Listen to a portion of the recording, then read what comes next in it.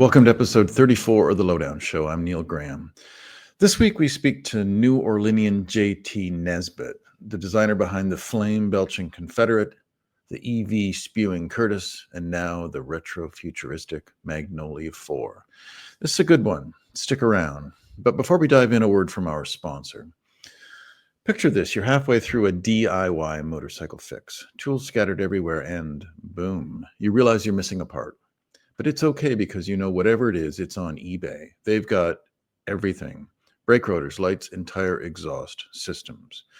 Whatever you need, and it's guaranteed to fit, which means no more crossing your fingers and hoping you ordered the right thing. All the parts you need at prices you'll love. Guaranteed to fit every time. eBay. Things people love. Let's take the leap. Do you like playing games? I love playing games. So I would like to play a game with you to start this conversation. Okay. Are you up for it? I'm the biggest risk taker you've ever met. Okay, so I'm going to put some images of motorcycles on screen. And we haven't talked about this ahead of time, so these are not cherry picked. So you haven't had time to think this over. But I'm going to pop a couple of images up. Some of these bikes I know you're fond of, and there's a couple that I just threw in at the beginning here of my own. And I would just love to get your feedback. Just like the two of us sitting in a bar in New Orleans, your hometown, listening to, Dr. John or Champion Jack Dupree or something like that. And we're just shooting the shit. So if I put this one up, Kawasaki Versus. It's nice to see motorcycles that kind of embrace their culture. I think that's a big part of what I do. And I can see a lot of Japanese anime influence. And when the Japanese are good at design, it's when they draw from their own culture. So if you got a picture of a Honda Shadow coming up, don't expect me to be very kind to it. There's really no such thing as a cruiser. I disagree with that whole category. It's an imitation Harley. They own that. So either you have a real Harley or you got a fake one. That the Japanese cruisers, metric cruisers, that's what happens when you go outside of your culture and you make an international product for other people instead of for yourself. It's quite dishonest. That's a great motorcycle. I almost bought a Max. It was leaning up against a shed. Just for those people who don't know, it's an NSU Max, which is a now defunct German company, with a very unusual system to operate the overhead camshaft. Could you explain how that worked? Yeah, it's actually two connecting rods, right, on two eccentrics. One eccentric is down by the engine off the crankshaft. The other eccentric lives at the camshaft. And it's a really great system because it can handle a lot of RPM, and it's dead quiet, and it requires no service at all. That technology actually was very old. They were doing connecting rod driven camshafts in the teens. But more importantly about this motorcycle, well, there are two things. One, this is the last motorcycle that won a Grand Prix. This won the 250 Grand Prix in '53, I believe. That was not a purpose-built racing motorcycle. It was an off-the-line production motorcycle that won 250 Grand Prix.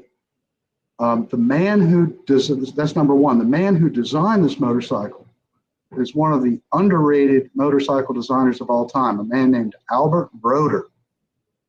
And he was truly a genius when it came to new ways of building motorcycles. This bike, interestingly, was bought by Soichiro Honda and then reverse engineered in Japan. So if you look at those early Hondas, it's a straight up copy of an NSU Max without the wonderful connecting rod driven cam. Look at the beauty. Look how beautiful the shape is underneath the seat.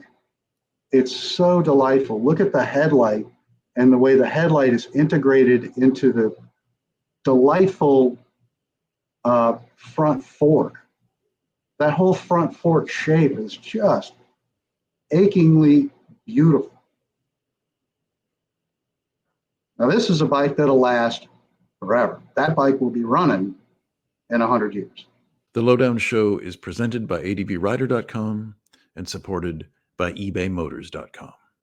I remember when I first saw this, and this is your design, the Confederate. And I remember when I first saw this, I was just confounded by it. And I'm not sure I'm any less confounded by it now, all these years later. And well, it's more interesting than that. If you look over my shoulder, you will see that motorcycle that's back in our shop for restoration. The bike that's shown on the screen is XP2. right. That's XP2. So the owner, the guy who originally bought the motorcycle that you're showing now, had it in a garage in Boca Raton, Florida for the past 20 years. Now, what an interesting comment on aging.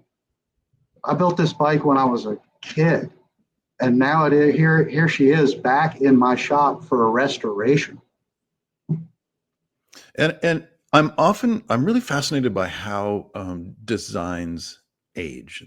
Sometimes there are things that are seemingly revolutionary at the time, and then as the decades go by, they seem quite conventional. But if you see a Lamborghini Countach, especially the first one, the early ones, they are just as crazy now as they were 50 plus years ago when they were introduced. And I look at this bike, this Confederate, and to me it doesn't look any. What year is this? That bike was built in 2004, in the winter of 2004 and early 2005. So it's a 20-year-old bike. 20 years old. That looks just as crazy now as it did then. Where did this bike come from? Where, in your mind, how did this happen? This is an homage to board track racers from the teens and 20s. One of the things that you don't really get from a photograph is the scale of it. It's so small and tiny and diminutive, and it's so narrow. The whole motorcycle is about that wide, like maybe 10 inches wide. The shapes on it are very elemental. And there's a system of circles and lines, basically a hieroglyph associated with this motorcycle, where even though consciously you don't see it, subconsciously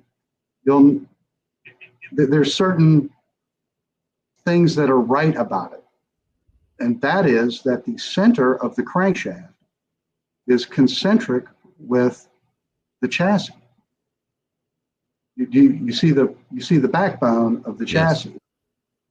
It's dead concentric with the crankshaft. So you could put a scriber in the middle of the crank and draw the arc of the upper frame rail, correct? Yeah, the entire tube. That's why it's shaped like a tube instead of a box or a triangle or anything else. I'm trying to get these elemental, simple to understand shapes. And I think that subconsciously, when you start looking at this bike, I don't have the circles and lines in front of me now, but there's an overlay of very simple circles and lines that describe this motorcycle. It can be done with 5 lines. So it's a love letter to board track racers, but also a love letter to Alexander Calder. The next picture I'm going to show is a bike that I think when you look back to the NSU, I think you really see a lot of this. And then after Confederate came this, another one of your designs. And I see so much of the NSU in there. Is that a fair thing to say? Oh yeah. Yeah. And a lot of Alexander Calder. I want you to look at the repetition of shape forms in this bike. They're all sort of a curved triangle, and they're represented in positive space and in negative space. So you see the front multi-link suspension, it's pierced. There's a big hole in it. You see that yes, triangular shape. Well, that same shape is represented in negative space in the headlight bracket and the space behind the front wheel. If you notice, the front suspension and the rear suspension are the same part. Good design has a melody and a harmony. And you have the beat is the repetition of these shapes, and then the melody and the harmony can weave in and out. I'm incredibly proud of this work. This is the very first full immersion EV. So this is an electric motorcycle.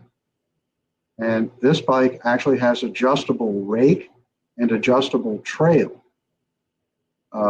adjustable ergonomics. So if you look at the position in the plates that are beside the battery, which is red, you'll see a bunch of holes. Those are all alternate positions for foot pegs. If you look at the bolt circle that's around the steering neck, that little window and through the steering neck, can you see it? Yes, yeah. That's actually the coolant reservoir, but the entire steering neck is on a hinge, and that is allowed to be clocked in one of two positions, either 27 or 31 degree of static rake. The eccentrics that are on the girder blades, you'll see two wheels. Those are fine trail adjusts that allow you to adjust trail in either of those two settings. So it's 3.5 to 4.5 inches of trail in 31 degree, 3.5 to 4.5 inches of trail adjust in 27 degree. It's two very different motorcycles. You see the distance between the front wheel and the battery, there's a big gap there. Well, you'll see pictures of this motorcycle where there's almost no gap there, like the NSU, because that bike is set up in the 27 degree position. So what we're doing is we're raising and lowering the overall CG of the machine, and it makes a huge difference. Two very different motorcycles.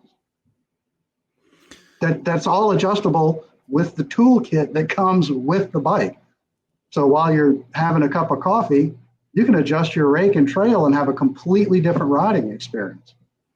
I'm a huge fan of early American motorcycles. The first motorcycle I ever rode on the street was my father's 1947 Chief, hand shift, 3-speed. And you are embarking or have embarked on a motorcycle called the Magnolia 4. And don't forget the 4, because you corrected me a few times in our conversation the other day. Now, these are CAD drawings, correct? Correct. Of what you're doing now. And these are very reminiscent of early American motorcycles. It's a 4-cylinder inline. Where did this come from, and why now? Because the last American 4 was the 1942 Indian 4. Why this? Why now? It's been 82 years since an American 4-cylinder motorcycle has been produced. And I think that is a disgraceful condition. The American 4-cylinder design language is part of our history as American motorcyclists. This belongs to us. And yet no one in the corporate world seems brave enough to be able to make it. And I truly believe that it represents a poverty of the imagination. This format, if you know anything about American motorcycles, represents the pinnacle of the hierarchy. So with American motorcycles, we had singles for lightweight competition and general transportation, think Harley Pea shooters. You had the V-twin, which did a lot of competition, but was also sort of a universal motorcycle. You could tour with it. You could do a lot of stuff with a V-twin. But the 4-cylinder is the pinnacle of American motorcycle. And there's something about 4 cylinders that tickles a deep part of my monkey brain. We're pattern-seeking animals. And when I see that 1, 2, 3, 4, it's tickles something deep inside me that says, yes, this is the way it is. I think it comes, oddly enough, from our primate ancestors' ability to recognize snakes, because the way snake camouflage is done in patterns. Even though to most animals can't recognize patterns. I think the reason why we're so good at it and so fond of it is because of that deep time experience and the way it changed the way our brains are wired. Can you be more specific, JT? What is it about the American four, and specifically about the Magnolia four that we're looking at? When you talk about repetition, in this case, are you speaking about those four sort of intake ports? I know that's probably not the right language. But yeah, look at the engine. 1, 2, 3, 4 intakes. Man, I can see them. They're beautiful. Love them. The most beautiful motorcycles ever made were American four-cylinders. And the king of the American four was a man named William Henderson, who is one of my heroes. He perfected this shape form with the Ace motorcycle. You'd never have to ask someone who rode up in a four how many cylinders their motorcycle has. It's pretty self-evident, isn't it? And yeah, and they're smooth, and they're beautiful. They're smooth, delightful, and wonderful. I rode up here in Canada. There was a gentleman, Charlie Mahoney, who was a noted Indian restorer and character, a friend of my father's, and I rode his Indian four, and I was astonished. And I think his was a 40, although he'd retrofitted a later telescopic fork on it, and it was shockingly smooth, and it's such a different experience. I think, now we think of four-cylinder engines, I think, because of the Japanese influence as high revving, short stroke engines. But the Indian, the flywheel must have been the size of a millstone, because it gathered speed so slowly, and yet it also maintained speed with such ease. That was the thing that was really shocking about it to me. And would this bike have some of those characteristics, JT? Yeah, absolutely. This is a 3.5-inch stroke by a 3.125 bore. So this is an under square engine that has a non-hemispherical combustion chamber. This is a Heron head. And because it's a Heron head, the valves are perpendicular to the bores. That means that this motorcycle is designed with a unified cylinder and head. There's no separate cylinder head. It's all one monoblock billet machined piece. Like the Offenhauser.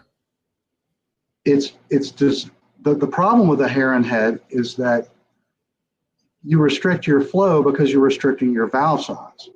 So your valve size is dictated by your bore. The reason why you have a hemispherical combustion chamber is so that you can fit larger valves in. That's the whole reason to have a hemispherical combustion chamber. But this system is so simple. It's the fewest possible number of moving parts to make a motorcycle engine. And in this engine, we're restricted by RPM, right? Inherently, because it won't breathe at high RPM. So at 6,000 RPM, that's the end of the world for this engine. Our target is 85 horsepower and 100 feet-pound of torque. The design intent for this project is to create an alternate timeline where the past and the future coexist. This project is a remote island where the boundaries between the modern and the classic blur, and successful ideas from the dawn of the machine age are set free to evolve in new and unexpected ways. That's all done because of the application of software. So modern software revisiting very, very ancient ideas. But then people in the past were smart. The guys who built American motorcycles back in the teens, those were smart people. For our seventh inning stretch, some words provided by our sponsor. Picture this: you're in the garage, your favorite room in the house, even though technically it's not in the house, and you're tuning up your engine with parts that you found on eBay. Every piece is just locking perfectly into place. You step back to admire your work, hands covered in grease. And because you're committed to riding that thing further than the odometer can even handle, you start thinking to yourself, you know what? I could probably also use some new brakes, maybe a shock. This baby deserves a new air filter. So you head right back to eBay. You can find any part that you need there. It's unreal.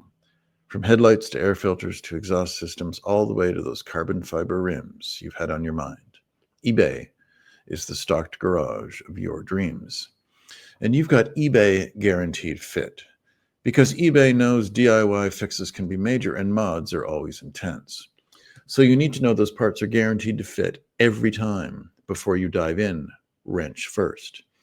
And on the off chance that you order a part and it doesn't fit, send it back. As simple as that. You know what you love more than your bike itself? Well, that's riding it. You're serious when it comes to engine maintenance and locked in when you're headed into a build. And that's exactly what you get with eBay. Minor fix or complete overhaul. You want to get your ride back on the road, and you've got eBay Guaranteed Fit.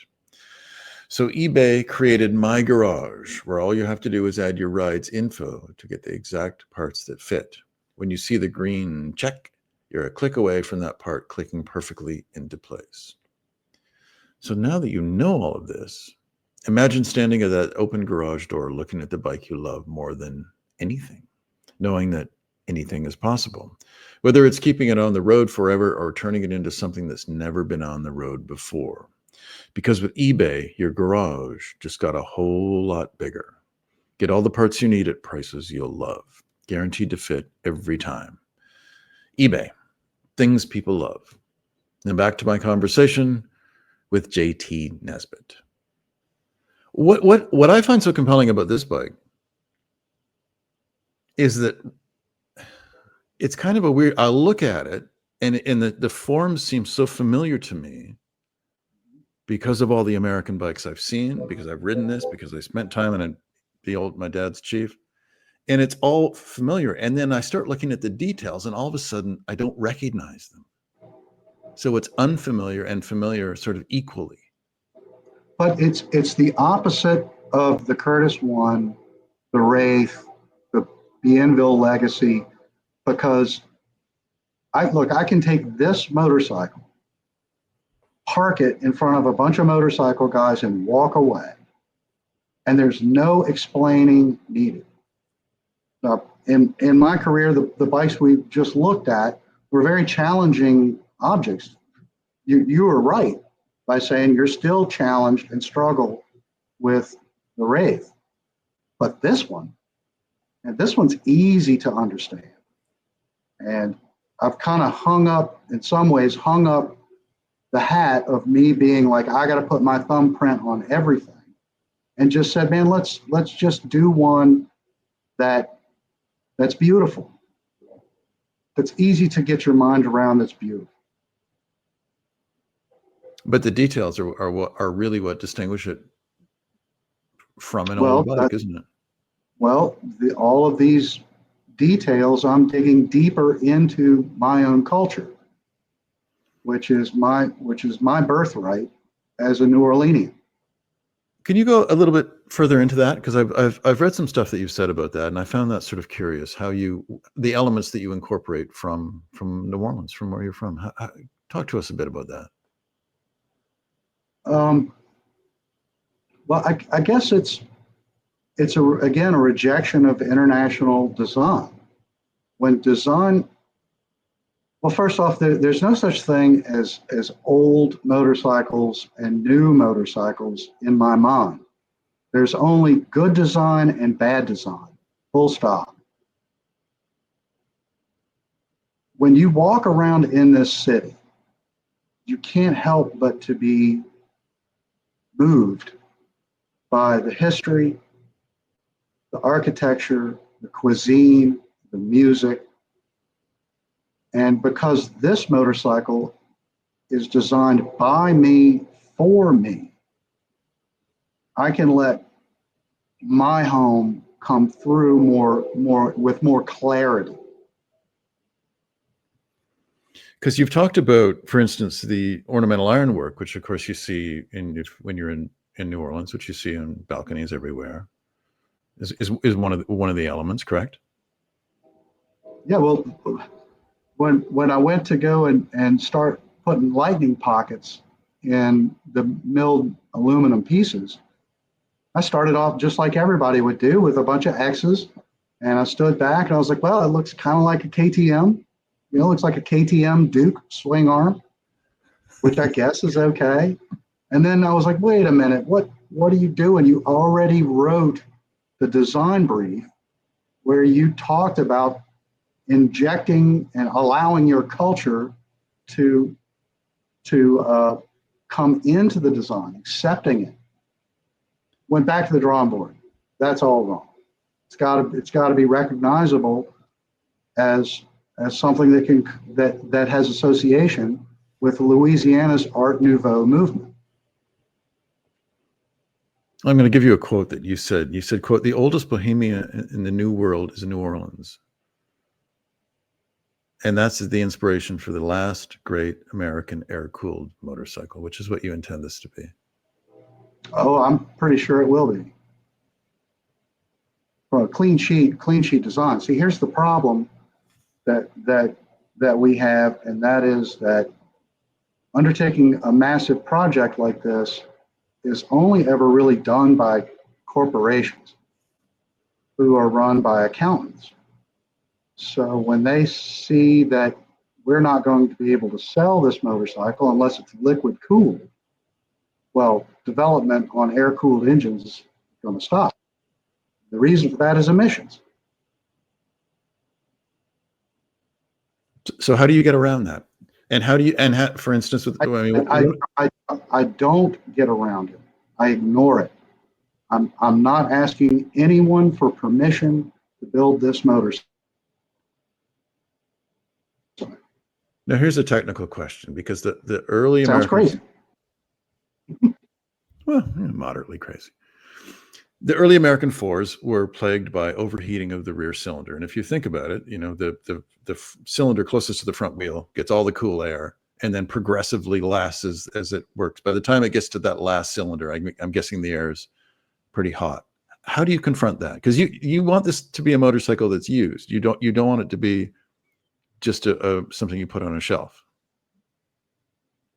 Every V-twin motorcycle air-cooled that's ever been built has a rear cylinder that's not in the airflow.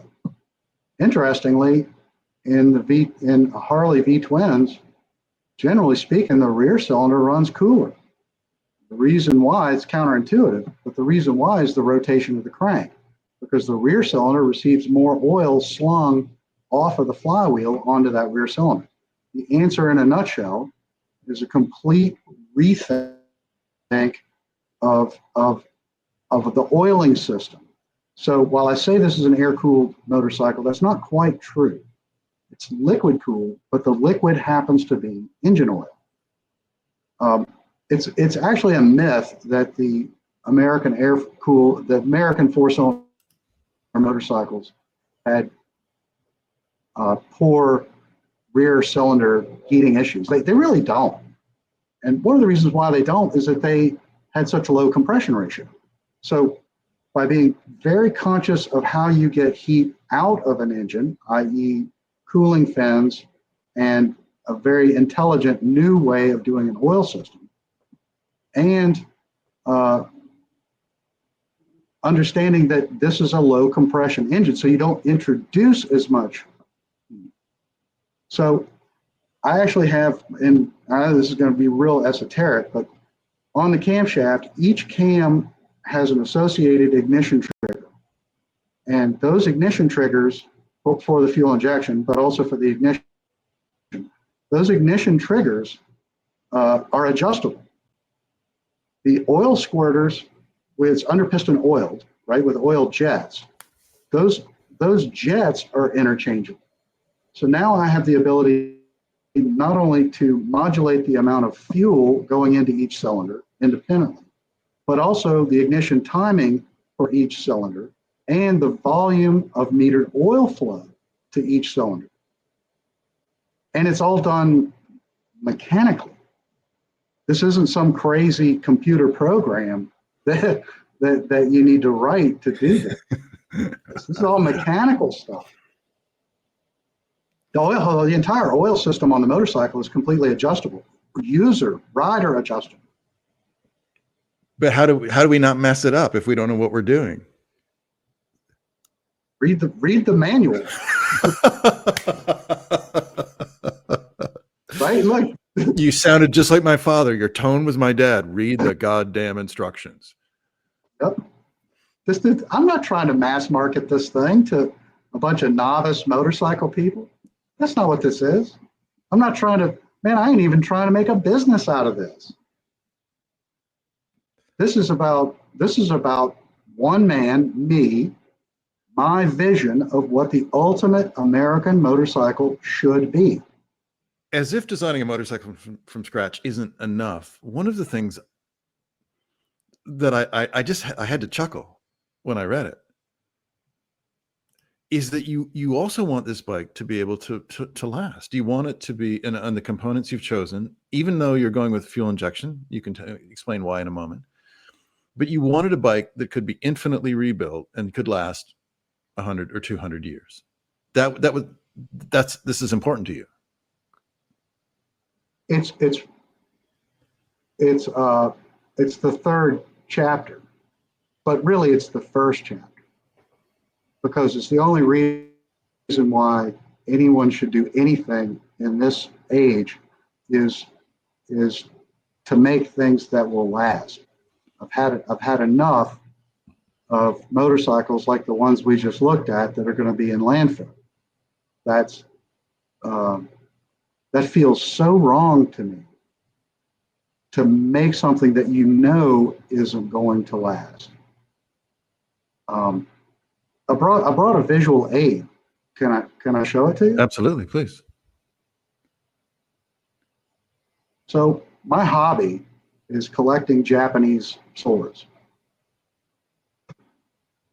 This little tanto was made in the 11th century by a man named Sadayoshi. This is Yamato tradition Hosho school. This little blade is 800 years old. And it's just as beautiful and useful an object today as it was when it was made 800 years ago. Now, here I am on the other side of the planet talking about a craftsman's name, Sadayoshi. That's permanence. That's how you preserve the conscience of a culture, is by making things like this, because this is all we'll ever be remembered by. So this bike is your legacy. Yeah, and in many ways it's our legacy. So it's me personally, but in a 5 million years, when the cephalopod archaeologists exhume our culture, what are they gonna see? They're not going to see any of our cars or motorcycles. Probably a Britney Spears CD. Maybe if that. The point is that building things that will last is the most environmentally conscious thing that you can do, if you're a person who feels compelled to make things. And man, there are a lot of things that I could do, but I can't do anything else other than design motorcycles. One thing that's always, as a motorcyclist, is always that I fixated on is the notion of, I don't know what you call them, touch points, how we interact with a vehicle. You know, we sit on a seat, our feet go onto pegs, we have a shifter and a brake lever, you know, whether it's a hand shift or a foot shift, the handlebar. And you've thought a lot about this, haven't you? About how we interact with the vehicle. Can you share some of your thoughts on that? Because I thought some of it was really kind of brilliant. Well, ergonomics are so important. What you're talking about is a science, not an option. If you're serious about this, being in this world, you could build a motorcycle with square wheels and possibly ride it down the street, but that that doesn't satisfy the science of ergonomics. And one of the things that I've learned on my journey is that human bodies come in an amazing variety. Like, we're almost not even the same species. So being able to design a motorcycle that has adjustable ergonomics is so important.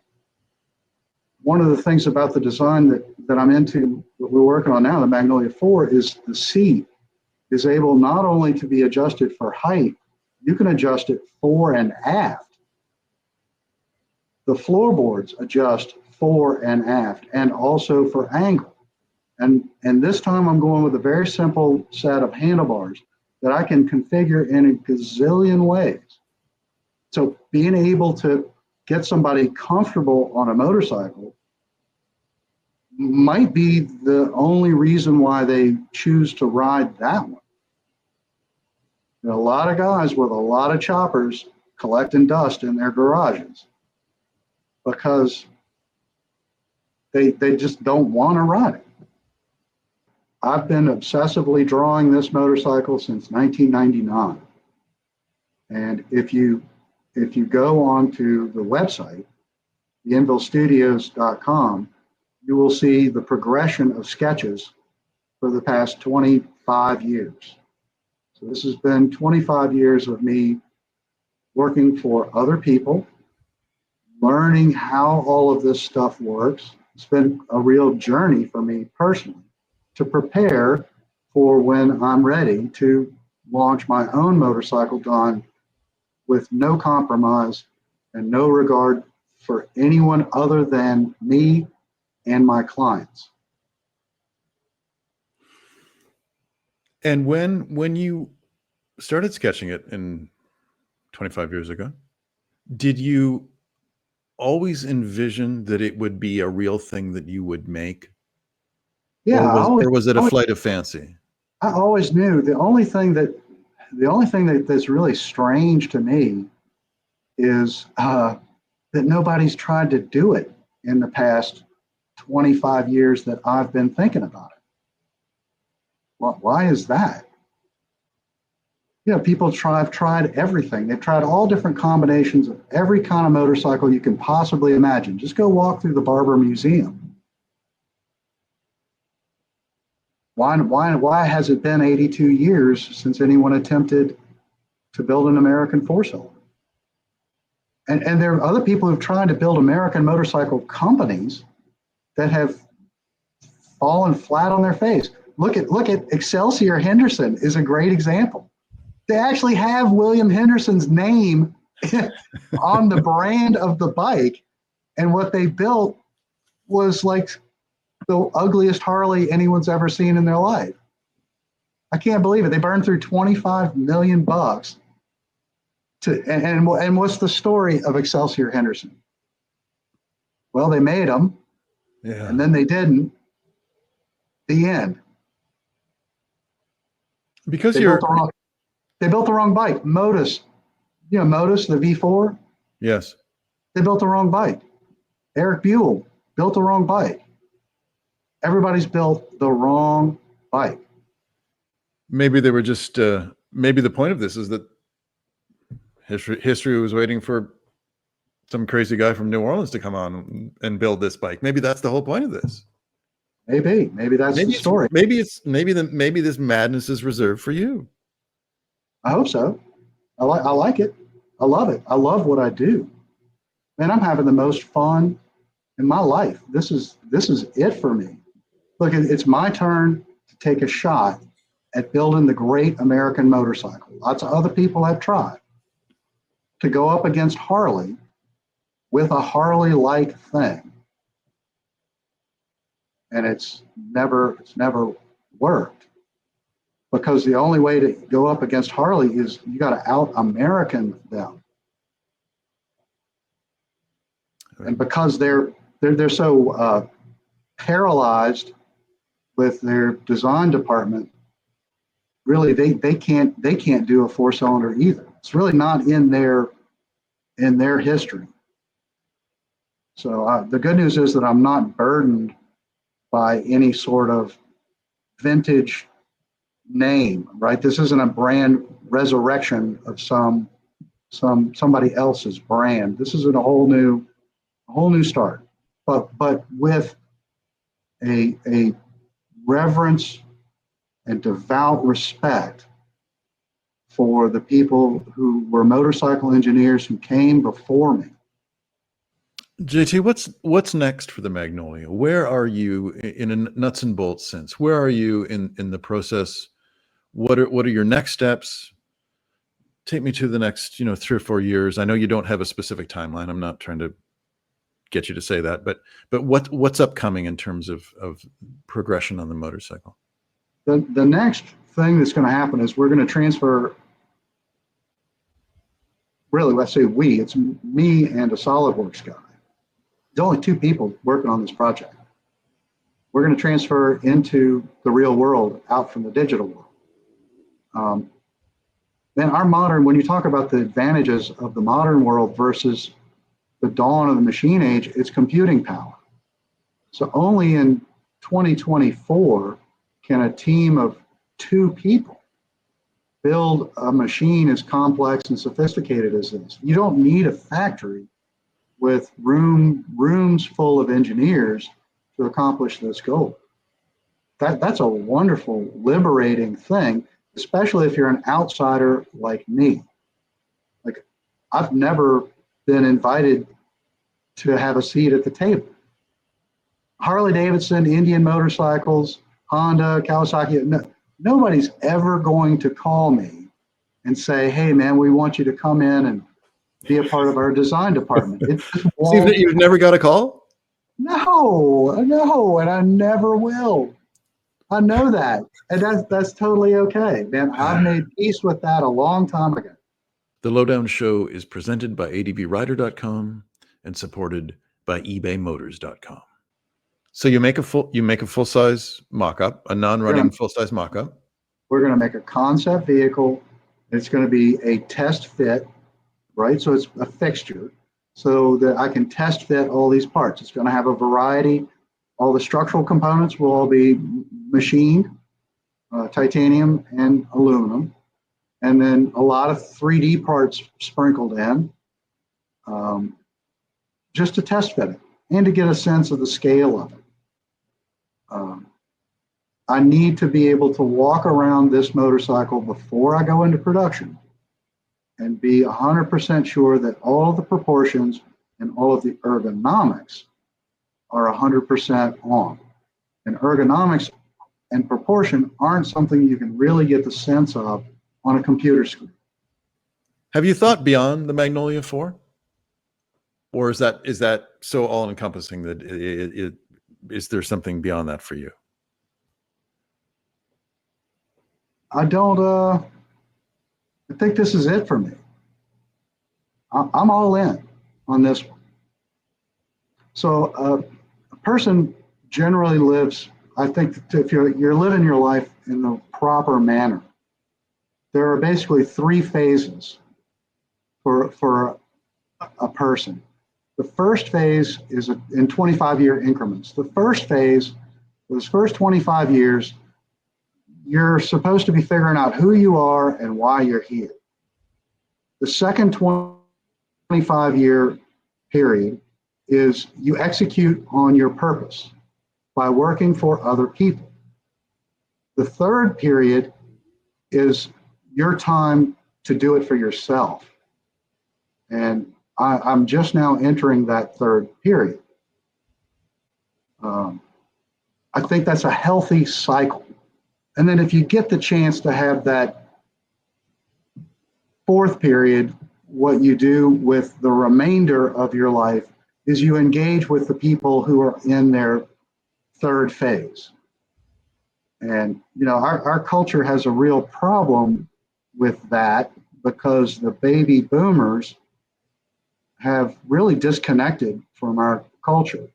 I don't see a lot of boomer generation people reaching out to the Gen Xers like you and I to offer their sage and salubrious advice, their wisdom, or their material aid. It seems like they just want to buy a sailboat, buy an RV, and disconnect from culture. It's a real problem. For more information about the Magnolia 4, head to bienvillestudios.com. That's BIENVILLE studios.com. Nesbitt welcomes any and all to follow along with his manifestation of the bike, and on the off chance that you're a wealthy industrialist with cash to spare, we'll get your ass down to New Orleans Chop Chop. The drinks are on JT. In closing, a word from our sponsor. Picture this: you're halfway through a DIY motorcycle fix, tools scattered everywhere, and boom, you realize you're missing a part. But it's okay, because whatever it is, it's on eBay. They've got everything: brake rotors, lights and tire exhaust systems, whatever you need. And it's guaranteed to fit, which means no more crossing your fingers and hoping you order the right thing. All the parts you need at prices you'll love, guaranteed to fit every time. eBay, things people love. Thank you for listening to The Lowdown Show.